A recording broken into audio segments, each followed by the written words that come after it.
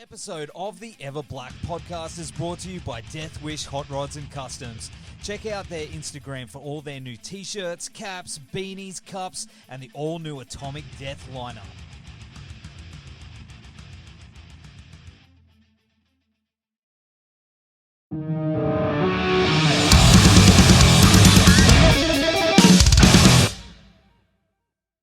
How you going, Matt? Thanks for joining us on the show. No worries, man. It's good to be here. Yeah, well, it's good talking action figures, a bit of pre-roll. Yes, Pre-roll absolutely. But we're all nerds under the hood, man. metal and nerdism. Nerdism? I don't know. It just goes hand in hand, man. It does, just bro. goes hand in hand. Yeah, it's so good. Well, of course, the Ascended, your band, who I love very much. Awesome fucking band, you guys. I like the band too. Yeah, well, that's good thing. You want to be in I like it. a band that you like. I like it. Yeah, you guys are amazing. And your new album, The Dark, is out on September 17. And dude, this thing is catchy as hell. And it's album number 2, I believe, for you guys. Yes, correct. Yep. Number 2. Yeah. Man, so much has happened since that album came out too. Awaken Within. Was that 2018? 2018, yep. Wasn't it? It was 2018, man. Yeah. So, I mean, obviously a lot's happened between then and this one. When did the writing actually start for The Dark? So it probably, I'd say 2019 it started. We're normally, in normal circumstances, we're normally a pretty quick writing, releasing band and hard working. We normally, quick turnaround, get music out there. So 2019 it started because we released Shadow Walker, the single, in 2019. And that was not well into the process. That was kind of the first couple of songs for The Dark were written at that time. 2019 is when it started. Yeah, awesome, man. Well, it sounds amazing too. Like, it sounds really fucking good. Where did you guys record it? So we recorded with a good friend of ours, Adam B. Metal. He's been a producer involved in our music since the very first EP, but this time we decided to give him the reins to do the mixing and everything, and it was in his home studio. So we did it all in a home studio. It sounds awesome, dude. As I said, he's done an unbelievable job. We let him he did Shadow Walker, and we were like, all right, that sounded great. Let's give him the reins for the whole record and go the whole way. And we did live drums on this one, which we hadn't done before. Awaken Within, and even the Shadow Walker, the single that originally came out, was programmed drums. But this time we actually managed to get the live drums recorded, and then just home studio, and gave him the reins to do it all. Where'd you do the drums? Were they done in that studio as well? No. So we did the drums. Jake, our drummer, is a drum teacher at the local high school. And we did it at the high school that I went to, and that everyone else in the band had worked at some stage. So we all have a connection to this high school. We recorded it in their music room on the school holidays. That's insane, because drums can be drums and vocals can be notoriously hard to capture. Oh, look, mate, the drums was a battle. We set ourselves a challenge, 5 days. We spent 2.5 days getting it to work. The interface was just not playing ball with us, and we couldn't track. So 2.5 days down to get it all set up and try and get the interface working. And then he smashed out them in 2.5 days, smashed the rest of them out. It was a battle. So yes, drums for our first live experience. I tell a lie, sorry. We did live drums on part 2 EP. But the album previously was definitely programmed, and to do a whole album live drums, it was harder than expected. Mission. But I mean, the guitar work on this thing also is incredible. You guys are riff masters, I got to say. Thank you. I like the bit at the end of Strength in Numbers. Is that? Yes. Dude. Yes. Yeah. Man, yeah. That's the one, because I've listened to it on loop for the last week, and that's the bit I keep going back to. I'm like, man, I fucking love that riff, eh? Have you got a riff or like a lead part that you're particularly proud of and keen to play live? That's a great question. I think solos, they are what they are. So I'm not particularly, overly I'm keen to play that.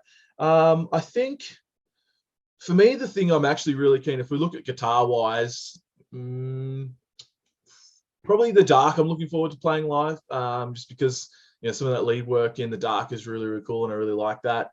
Blood of the Father. There's some cool guitar. There's too many cool riffs to really, man. Like as you said, we're not. I don't quote ourselves as riff masters, but the riff is really important to us. That's what we do. That's what we love to do. But overall, the thing I'm looking forward to doing the most is actually the ending vocal section in Through It All, because for me, it's the most vulnerable and exposing vocal section for me, because it's something that I'm attached to those lyrics in a personal way. So I'm really looking forward to that. But yeah, no, I'm going to be keen to play any of those riffs live because they're all fucking cool. Yeah, man. How was it recording vocals for this one? It was good. It was business as usual for the most part. I'm kind of used to it now. But there were some different things vocally. So, the opening track, where I'm kind of doing a Shogun style scream, kind of heavy scream thing. That was, different. So that was kind of sucky, doing a new technique. And then some of the clean bits that I'm actually doing is very different as well. I guess the hardest part of that was it was more of a on the fly thing. So I don't go in with a lot of vocal ideas. I have the structure of the song and some lyrics and we piece it together. And so the producer's like, hey, you should try this. Here's how you do the vocal technique, because he's a vocal teacher too. And so I learnt the vocal technique in the booth and then laid it down. And that happened a couple of times. So that was a challenge, but very, very cool. Yeah, I know how hard it can be, like going in there, especially when you get thrown some curveballs like that, and you sort of, it's like that spotlight, eh? It's like it can be very vulnerable. Oh, absolutely. And you feel like, especially doing some of the cleaner stuff. I'm not a clean singer, but I did some clean stuff on this. And like, you just feel like you're back to square one. I don't know how to sing. I'm not a vocalist. You feel so exposed and back to square one kind of thing. So that was very much, very different. I pretty much sent everyone out of the studio, except for me and the producer for that. So that was like, here's the finished product, guys. Here's not 2 hours of me trying to do this. So, but overall, it was good. It sounds really good, dude. And you must feel like $1 million that you've achieved that too, because when you hit those goals, personal goals, it's a big deal, man. Because now you can move forward with those extra skills. It's that level up. Yeah, absolutely. And I've always wanted to push my vocals further. I've been a guitar player for 15 years, 16 years now, but a vocalist for half the time. And so I feel I've got a lot more to learn in the vocal space. And like you said, these are now techniques that are, in our wheelhouse. It's in the bag, and I can then take them into the next record and, maybe utilize them even more on the next record. So yeah, I'm super stoked and keen to put it out there live. And I can't wait for people to hear Blood of the Father, because that first time they hear that different vocal style in that first track, I know that the reaction so far for the closed people that we've shown has been, what the fuck? Like, whoa, in a good way. So I really want people to see that reaction and be like, all right, what is going on here? Is this the same band? So it's a strong opener too. And another thing about it, I can't remember, what's the name of the last track? Is it Death Rains from Above, the short, sharp one? I believe so, because I've had it on loop where it's one. That's the thing. Yeah, I feel like I should know the names of my own songs of the record. That's all right. It's not out yet. No, that's right. I'm still learning. I'm sure I've got it somewhere. I think it's Death Rains from Above, I reckon. Short and sharp. Well, I like how... Well, I've got it here. Hang on. Let me have a look. Because I've had it loaded up, and I've been I've got it here as well. But yes, it is Death Rains from Above. Yes, I knew that. So did I. But I like how, I don't know if it was intentional, but it sounds like there's that connection between the end of that and the start of the first track. Ooh, I've literally had it on loop, dude. So it felt like it naturally swings around. Oh man, I'm happy with that. It was not intentional at all, but hey, I'll take it. Yeah, it's sort of it loops. It's got a nice little, because sometimes albums I'll just go, they'll finish, and then when it swings back around, it's really sort of noticeable. You go, oh, it's starting again, but it is back in, dude. Yeah. I'll take that. Yeah, I mean, it was intentional, man. Yeah. Sure. See, I'll edit this out, and you'll go, yeah, man. But yeah, we thought about it. sometimes that magic, you know what I mean? It's maybe it was in the back of your mind, or it wasn't even, it was intentional, but it's something that's happened. That's kind of that magic of songwriting. You let the song and the order of the playlist tell you what it wants to do. It's some shit that works out here. Like. Yeah, we're conscious of the endings of songs in particular. We know that when it's like cut sharp, that's intentional and it's meant to for a reason, versus when it fades out or whatever it might be. We look at that pretty heavily because that's important to us, how the song ends. So magic, dude. That's what I'm going to say. Thanks, man. Have a listen to it. I don't know. I will. You might. Absolutely, I will. It's hard because I guess you wrote it, so hearing that you can't really hear it fresh from somebody else's.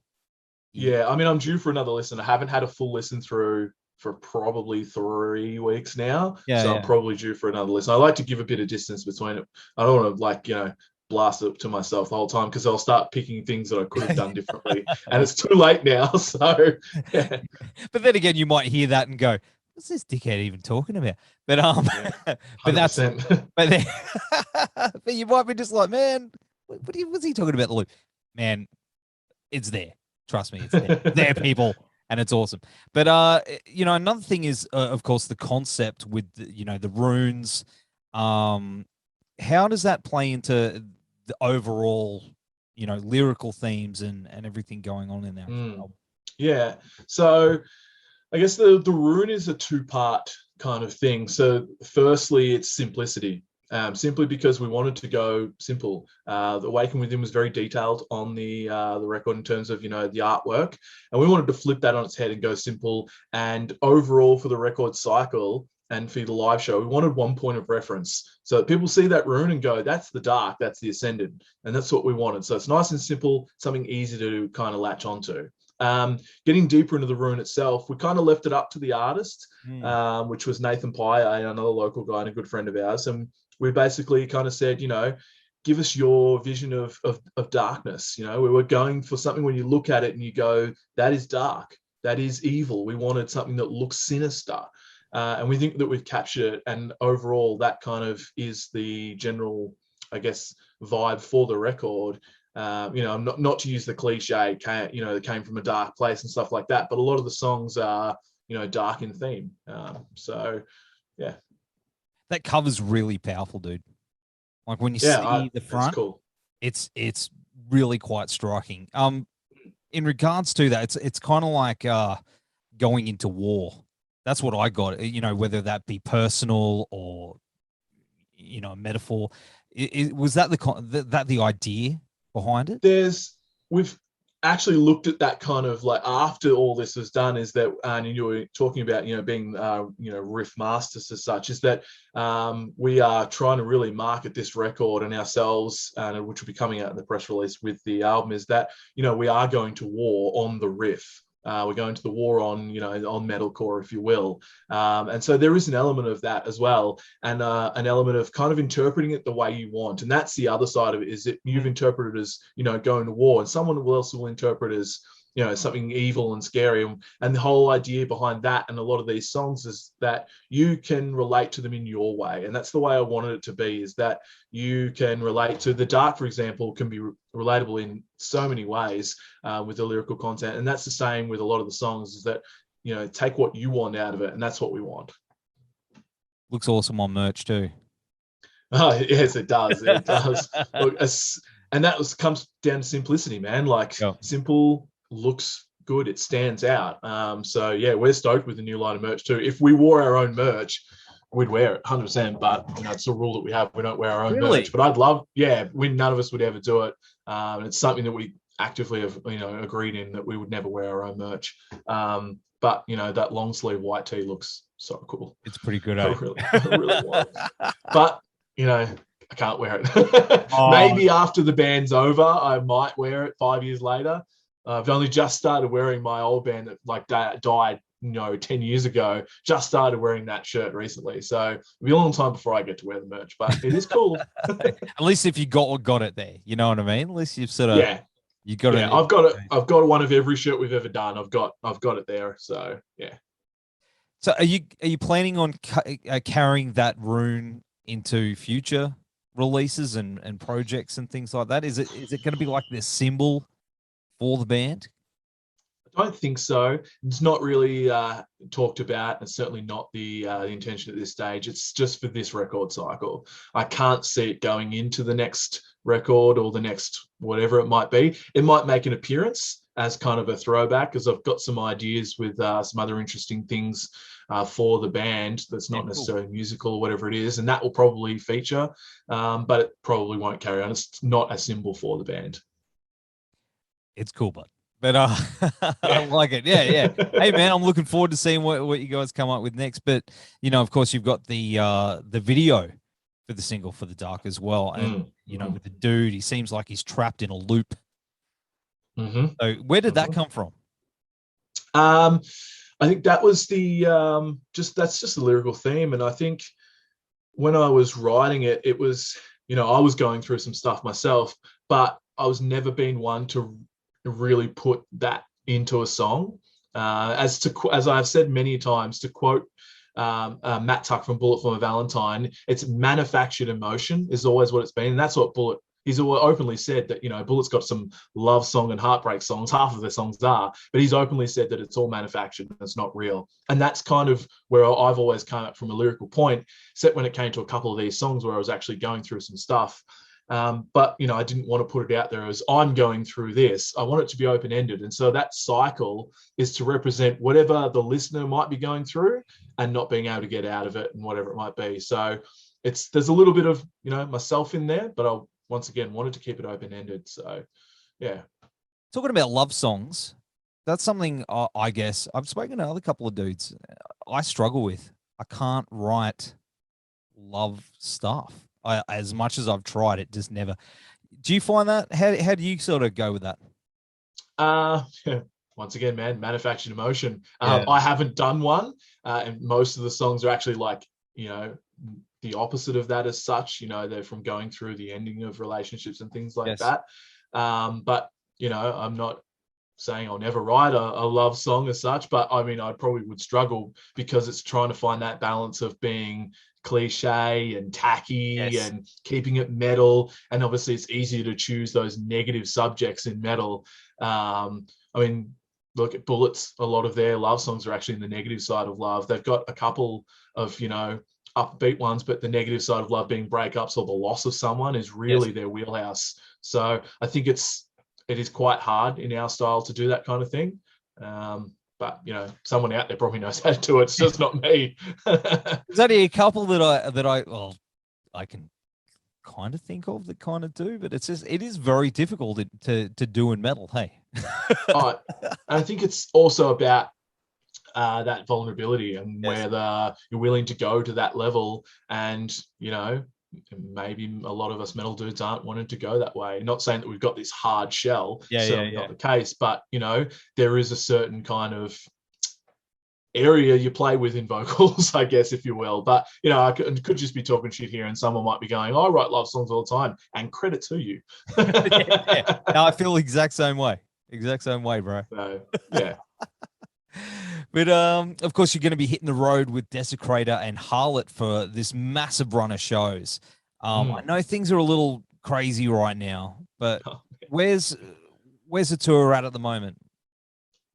All I'm going to say is that we are dedicated to getting these shows to happen. So that we're going to play these, you know, one way or another, whether it be on the run that's set right now or whether we have to move them around. We're all committed to making sure that we get to these places. So, yeah, I mean, right now, obviously being, you know, 2 weeks out from the start of a tour and the pandemic seems to be getting a bit worse, things are a bit iffy at the moment. It's obviously watch and act a lot of the time, but, you know, there may come a time where we have to make a call for some of those shows for the benefit of the run of the tour as well, because we don't want to make it too broken up. So all I can say is that the shows that are listed and the places that we're planning to come to, we will be going to. I mean, you've toured with those guys before, played plenty of shows with them. Both those bands. Yeah, we have. Yes. Good dudes. Oh, absolutely good dudes. And this tour, it makes sense for the three of our bands because we've all got newer records out. We're all, we've all been working hard in our respective areas of music. They're two thrash bands, obviously, and we're a more metalcore side, which kind of makes the package even cooler, I think, because you're going to get a lot of crossover crowds. We do play into the thrashier side of metalcore, so I think that we'll fit okay. And it's just a good bunch of dudes playing some cool shows, some, I guess, road warriors. We've all worked hard and been on the road a lot out of, all the bands that are out there in Melbourne. We're certainly up there in terms of the bands that have been doing a lot. So, yeah, the tour makes sense, and we can't wait to do it. Yeah. Gonna get messy. Oh, Yeah. absolutely. Lots of absolutely. mate. Absolutely. That's the So, dream. yeah, it's gonna be a good time. It's gonna be good. It's gonna be mad fun. I think we've already talked about like playing Magic the Gathering and stuff on the road. So, once again, we're all nerds as well. So that's the way to do it. That's the way to. Well, I mean, I'm going to be seeing you guys at Moe's on the Gold Coast. Yeah, nice, where I'm at. nice. That's on October 24, and that's after Halloween Hysteria in Brisbane, which is also going to be awesome. Man, have you guys played the coast before?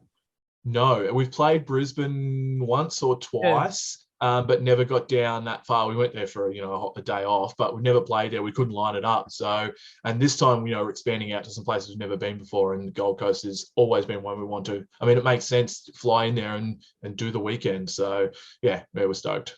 Mate, make sure you send Christian. Shout out to. I always do this whenever I talk about Moe's. Shout out to Christian from Moe's. Awesome dude. Man, you're gonna. He's been so good. He's been so good to deal with. He's been fantastic. So I imagine that now that the relationship is formed, we'll play the Gold Coast more.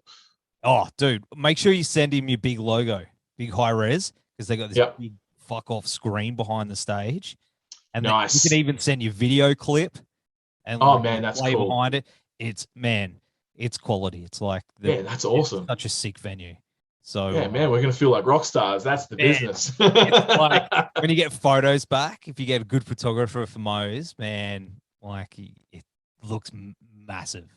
It's nice. Yeah, I'm keen. I love the Gold Coast. It's just a cool place to be, and it'll be a good time to be there. So yeah, keen.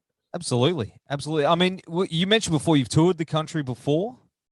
Yeah, twice. How many times? Twice, yeah. I think twice or three times. We've played a lot, man. In our short career as such, we've played a heap. So yeah, we've been around the block a few times. Did you toured with Unearth? So that tour's been rescheduled. So we're meant to tour with Unearth, and that's obviously in the wings to wait and act. So on the promoter for that show. So I'm still in contact with them, and still it's still happening, and we've got dates locked in. We're just waiting before we announce anything, because the last thing I want to do is just announce the tour, reschedule, reschedule. We all just decided, let's just wait to when the time is right. Not saying there's anything wrong with rescheduling many times like a lot of promoters have, but I'm feeling that I'd rather just wait until it's going to be a goer. That's going to be awesome, man. When it does. Because I remember seeing it and I was like, that's so sick. But, yeah, man. They're one of my favorite bands of all time. And yeah, to get that lined up and to get them on board and still be talking to in that contact is unreal. And it looks like, I think they've just said that they're going to have their new record out next year. So, I mean, the timing will probably be fine, and it'll be good because, they'll be on the back of a new record. So That's it, man. And I mean, you toured Japan in 2019, didn't you? Yep, sure did. Yeah. That's my dream. My dream to tour Japan. It was a dream come true for us. Yeah, it was sick. We had the best time. The place was amazing, just with the four of us, best mates, just having a great time playing music. There's what more could you ask for, man? For that week, we felt like rock stars. We're like, we've made it. And we've always said success is what you make it. So we're a successful band. So simple as that. How'd you find the venues and the bands you played with over there? Because I've just heard nothing but fucking awesome things about playing Japan and how they treat bands and stuff. Yep. So the venues are unreal. So, we played, smaller club style venues and like literally underground venues and stuff. And their sound systems in these, 150, 200 people rooms were probably as on par with the sound system you get at, say, your Max Watts. Like the sound was fucking unreal. And it comes down to pride. They're obviously very proud nation. They take pride in what they do. And so no matter what, if you're playing to 50 people in a small club, that sound has got to be like you're in an arena. And it was unreal. The bands is interesting because they throw, it's more alternative. So they'll throw anything that's abstract and alternative, they'll throw on there. So from solo acts to punk rock to 2-drum bands, all the way to some some sick bands, some sick metal bands that we played with. Like, you got the whole lot. And yeah, it was just unreal to sit back and watch these bands and play with them. And the whole etiquette is cool too, because you go in there and you have like a show meeting with all the bands, and you all introduce each other, yourselves to each other, and get familiar as much as you can. We had a translator, luckily, so you get used to all that. And then afterwards, you pretty much do an end of night thing together where you all have a drink together, and it's customary that you pretty much all toast and have a drink at the end of the night. So it's really keeping that bond. There's none of this, play and bugger off thing that Australia seems to have. It's you're there from start to finish, supporting and getting to know each other. And yeah, it was unreal. That's sick. Man, could learn a lot cool. There. Hey. Oh, absolutely. I hope that we get to go back. I'd love to think we will. Obviously, don't know when we're going to be able to do that, but I'd like to think that we can get back there at some point, just to play again, because that whole experience was, unreal. Man, that's a dream. That's a dream. But I mean, Destruct Agency. Yes. That's you, dude. Sure. Like, I've seen you work, and it's really, really cool. How'd you get into that? I mean, where'd that begin for you? So that's been going for over 10 years now, before Ascended. So in my previous band, it always came down to the DIY, and it was the attitude of we were never going to sit around and wait for opportunities to fall in our laps. We take them and grab them by the balls and do it ourselves. And so, a friend of mine in my old band, we kind of just started booking shows just in the area and around the place. And the scene was, thriving back then 10 years ago. So it was, we needed a banner to come under.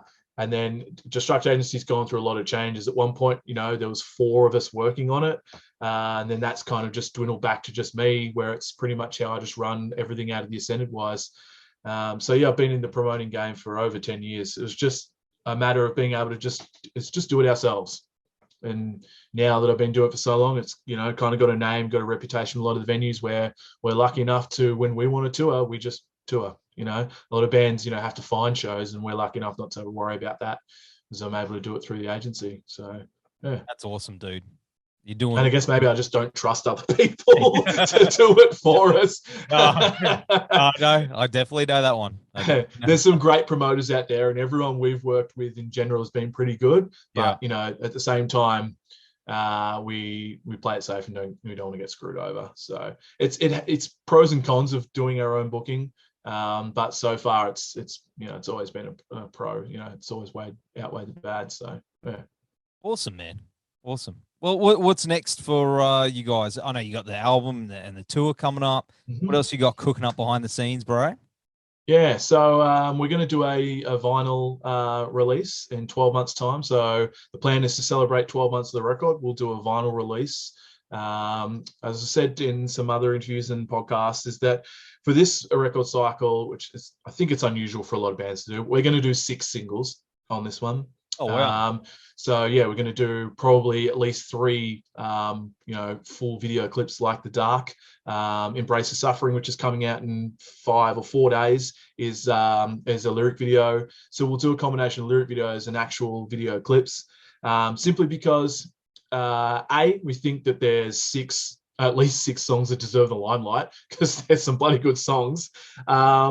And it's about keeping that content up for people. And especially right now, when we can't exactly go to shows as much as we'd like to, we're in our homes more than we are now, more than we have been. So we thought, let's just do 6 singles and really get it out there, keep that content up for people, keep them engaged with the band as long as possible, because we really want to make this album last that 12 to 18 months and still have people talking about it. So 6 singles, vinyl, is what's in the immediate kind of plan, and then tossing up some ideas about what is going to be next.